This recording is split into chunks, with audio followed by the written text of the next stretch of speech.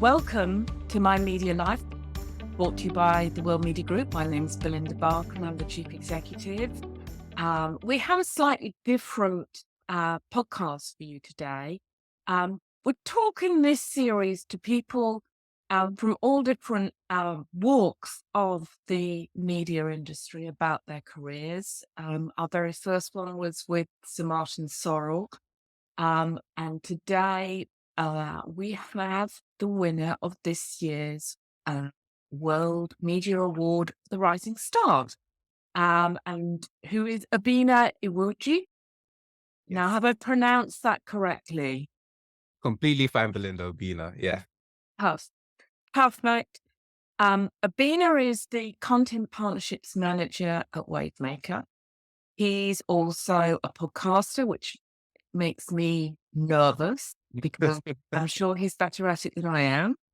I'm also a member of the Black Young Professionals Association, BYP Network. Yes. Yeah. BYP Network. So Obinna, before we get into the main part of this, I'd really like to understand a little bit more about what your route into media was, because I know it's very different for everybody. Yeah, definitely. And before I go anywhere, Belinda, just thank you so much for this opportunity to talk on your platform. And yeah, I World Media Group, it's been a crazy time these past couple of weeks just getting to know you and the team, but it's been a blessing. So thank you for the opportunity. And yeah, so in terms of my path into media, I think we had a conversation about this earlier.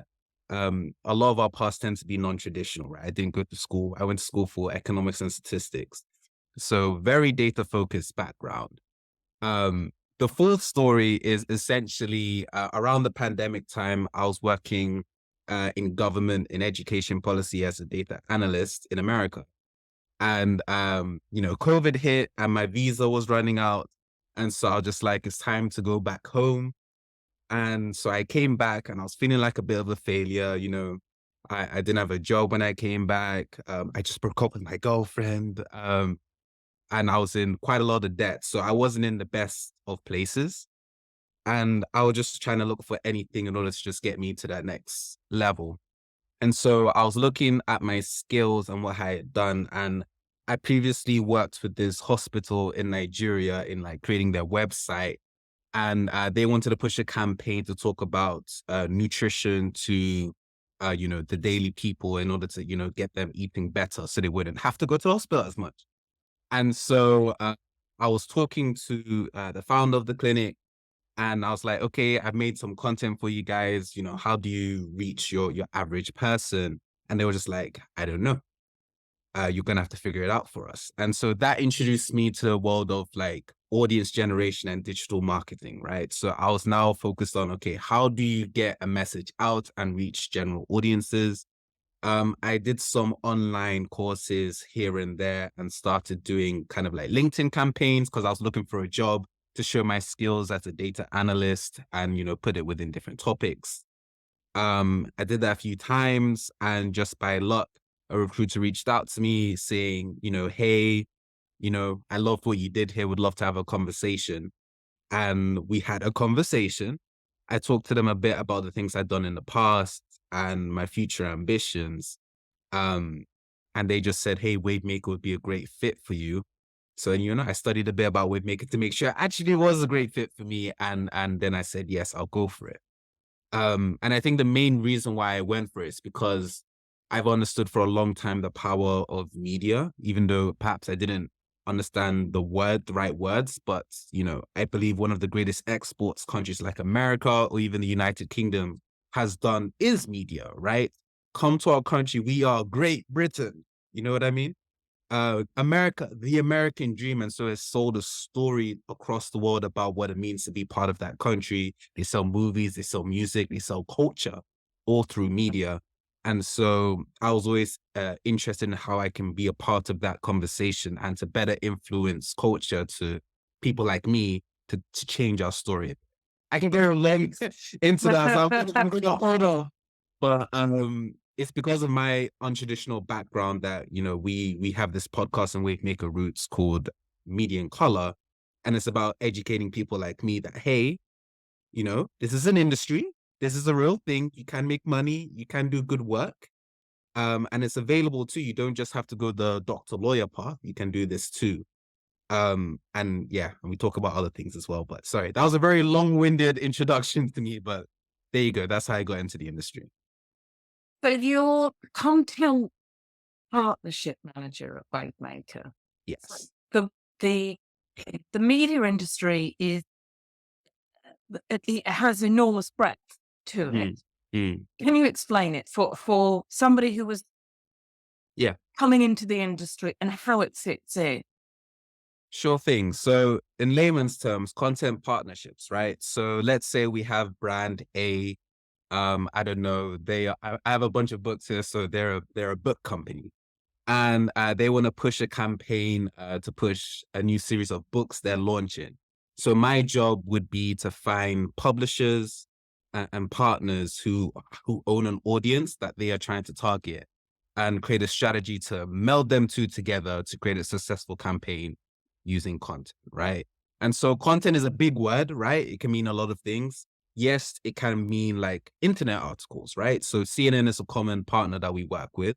And so they write a lot of bespoke articles for us, but it can also mean documentary series. It can also mean a podcast like this one. Content is very varied, as we all know. It's about finding the right content to fit the campaign and the aims of the brand that I'm working with. But in layman's terms, that is what I do. And what's the favorite bit of your job? What do you enjoy the most? I think for me, my best part really is when you get to talk to the different partners and just see the repository of what they actually have. You know what I mean? Mhm. My mom loves CNN. My mom loves CNN. I grew up on CNN. And so the opportunity now to work with them as a partner is crazy. And you get to see behind the scenes. They actually took us to their studio and I got to say, and this is CNN inside the actual studio. Um, Love and that. so, yeah. I think that to me is the best part. Like The Economist, my whole uni life was based around The Economist, if I'm honest. Mm. And so to be able to then work with them as a partner, trying to make strategies for brands and creating those branded content there, it's an amazing point. I was once a pure consumer. I'm now behind the scenes. And so, yeah, I think that's the best part for me. Mm.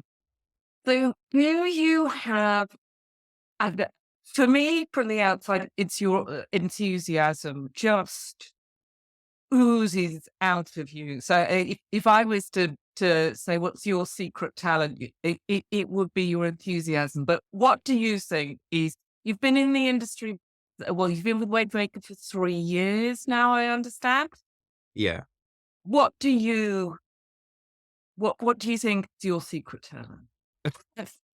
Ah, What, this question is always I don't know if people will take this as a valid answer, but I'll tell a story and then I'll yeah. give my answer. So first of all, so I didn't start in content and partnerships. I started in data and analytics because my background was in data. Yeah. And so when I first joined Wavemaker, I was joining in the analytics team.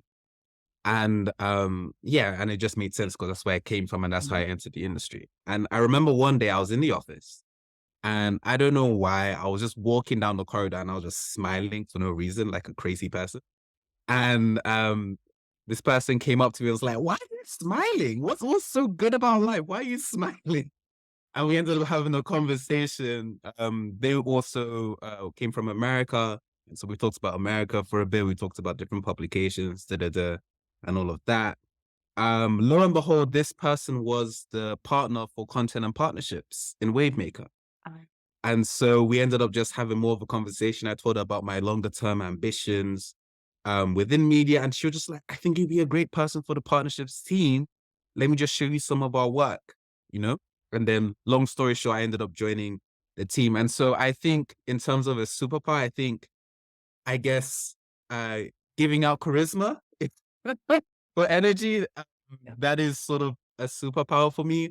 I always felt very insecure about saying that as a strong point because it's like, all flash, no depth. But I'm learning that it's actually quite hard to find people who add energy. A lot of people suck energy. And so I just make it a point in my life that I give as much energy as I can to the people around me. Sometimes, I'm better than other days, but generally speaking, We all I are. think that's been the thing that's really pushing me to where I am. And is the reason why I end up being a root of a lot of projects because I'm able to give a lot of energy to projects at the genesis. But yeah, that's what I would call it. It's interesting you're talking about the change in direction that you made from data to effectively the more kind of content creative side, and I do think that that is one of the things about working within this industry. Mm. I love the most is that you get exposed to so many different things, and you are able to make those kinds of changes. Do you mind if I just add Yeah, something there? yeah, go for it. Um, I absolutely agree with that point so much. And I'll say two things, right? So I started working with Wavemaker Roots, which is our employee resource group and community around cultural inclusion in advertising. And it upon working in Wavemaker Roots that I got exposed to a vast majority of media because when you work in analytics, you're quite silent, right? You're dealing with numbers, databases, and all of that. That's where I come from. So it made a lot of sense. But when I started doing projects within Ruth, that's when I got exposed to the planning team. I got exposed to AV because we are doing projects alongside of them. I got exposed to content, I got exposed to strategy and all of that because I had to in order for my work within Roots to make a lot of sense. And so it's upon doing all of that that you see how everything is very interlinked, right? Like you have to talk to the investment team to better understand what partners are viable for you to work within, like my ERG strategy when I'm doing a campaign. I have to talk to planners because I need to think about how to distribute the money that I have with, through the budget in order to best touch the platforms in the best way possible. I have to talk to content and creative to get an idea of like the big picture and what we're trying to do. Everything is very interlinked. And I didn't realize how wide it was and how much there's actually so many connections until I joined that. And now, even though, my main role is content partnerships, I end up doing a lot of planning. I end up doing a lot of display. I end up doing a lot of different things. And so, yeah, you end up becoming quite the multidisciplinarian. Um, and that's been a big blessing for me. Sorry, I just had to add that part because it was just there and I had to do it. So, as an individual, as a person, where do you get your daily news from? You've already mentioned CNN and The Economist, but are they part of your regular news diet? So, CNN, yes, because my mom texts me like once a week about, did you see this on CNN? So by default, I didn't know getting that. But yeah, I also, when I'm thinking more about advertising, I do look at this blog called Activation Ideas. Is run by this gentleman, who he used to work in Ogilvy. I think he now works as a freelance, um, you know, advertiser, so to say. And I think that's where I get a lot of my inspiration about what's there. They filter by categories and so you can see what's won awards, what's also more low key. So I think That's that's where I more get. for your work. Mhm. What a, but in a broader sense, where are you getting your media input from? Okay, in a On broader a sense, personal level, yeah, rather than on okay, work. absolutely. So on a personal level, yeah, it is CNN's The Economist. I also watch this show. It's based in America, but I've watched the Daily Show a lot, and that they add a bit of comedianness, funniness to your news, so that helps it be a lot more digestible. I've got BBC alerts on my phone as well, so I also get that there. If I'm honest, I try my best not to absorb too much news all at once, just because it's not always the most positive thing. And so there are times when I would like literally scour the internet seeking lighter news, right? So there's a fire in Afghanistan to more a puppy was saved by the lake. And I get that sort of news more from social media, and that sort of side. Mhm. And is that what you use to help turn your brain off? or do you have other things that you use to, you know, again, we talked briefly Yeah. before we started this about how, particularly during, well, lockdown and COVID and working from home, that there is this always on attitude. We're recording this at 9 in the morning. You've already been working for a period of time at home. Um, so how do you clear your head? How do you get out of that space? That's a good question. I'm not sure if I'm the best model for this, to be honest. Because like I guess I am a reader, so I read a lot of books. That's something that I do. But to be honest, the best way for me to relax and clear my head is usually making something. So I taught myself how to code a long time ago, and it's what pushed me into like data. And so a lot of my time is spent just coding stuff and making stuff. Right now I'm very obsessed with generative art. And so I'm about to go on a nerdy tangent. Please forgive me. But yeah, so I generative art allows you to use essentially code to create art using like formulas and maths within nature. And so there's this library in JavaScript called P5 that it's basically it's meant to be for those who are more design orientated as a coder. And so I've been using that a lot to just, make different pieces and stuff like that. And I don't know if this sounds weird to anyone, but yeah, that's what I do for fun. I also do poetry and I perform a lot, so that also helps me calm down. It sounds like work, but I don't know. There's just something about switching my head to that sort of thing that it calms me down and it makes me use a different sort of energy. And so that's my main way of calming down. Not sure if that's the most healthy thing to do, but that's what I do. Well, the poetry, absolutely, because that is getting outside of yourself, isn't it? Mm. It's interesting. There does seem to be something of a renaissance of the spoken word performance. I've been hearing more and more about it, which is I mean, that's a big juxtaposition between you and your digital.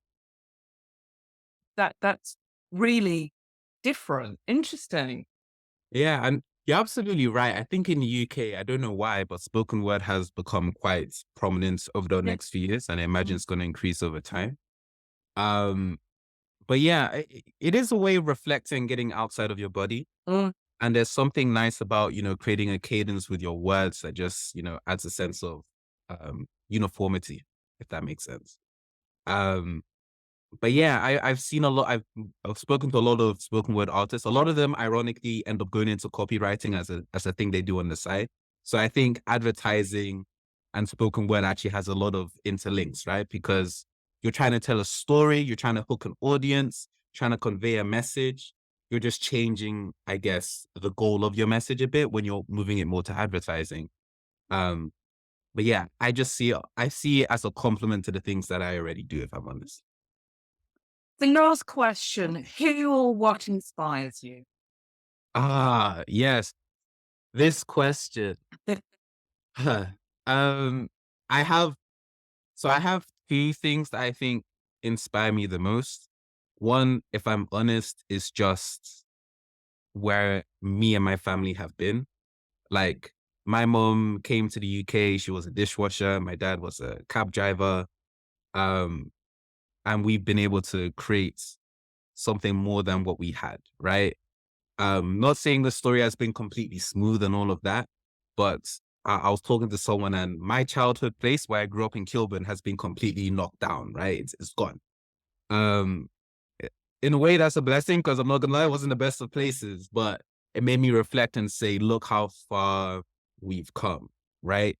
Like I used to live in a council estate in Kilburn where like my prospects weren't the best. I remember I moved schools and between the school I was in where I grew up to where I moved in Wembley, those kids where I moved, they were on their 12 times tables and I hadn't done my twos yet.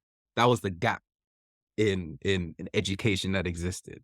And we are able to overcome that and be where we are today. So in sometimes I'm just like, I'm just grateful. I'm just like that in itself is an inspiration. Regardless of where I go from now, where I was now to where I am now, it's a huge jump, and I'm thankful, and that inspires me a lot. Um, and so yeah, and I want to push that for my brother and push that message onwards. So, but I'll stop preaching there. So that's one point. The other point that inspires me a bit as well, honestly, has been the amount of recent news about like you see Chimamanda's now in a lot of cultural zeitgeist. There's this Zimbabwean education advocate, V, that's been pushing the narrative for education within Africa. Trevor Noah is making it as a strong South African comedian that I really appreciate. I think, John Boyega, like there are just so many people like me who are doing things in life that I'm like, I never thought of someone like us being able to do that, and we're there. And I think that alone is inspiration. Not saying they have to be at that height, but just knowing that it's possible to change your narrative in such a dynamic way, to me, it's quite inspiring. So, yeah, Well, I find you quite inspiring. And thank I you. think that um, everybody listening to this will understand exactly why you were awarded the Rising Star for the World Media Awards this year. And I'm so delighted that we are going to be continue to work together on the Future Leaders program. Um, and I think with that, I just want to say thank you very much, Obinna, for Thank joining you. us. Thank you. Thank you. Thank you for the opportunity. I hope someone took something from this today, but it's a blessing. And I don't know, it's just I always feel weird about like awards and commendations sometimes because it makes things look very like big and woo. But in reality, we're just people doing our work, and do your work, and hopefully you get recognition for the things you do. But regardless whether it comes or not, you need to make sure that you continue on your path because your path is meant for you, right? So I'm thankful for the opportunity, and yeah, I hope this helps somebody. Thank you. Thank you, Obinna. Awesome. Thank you.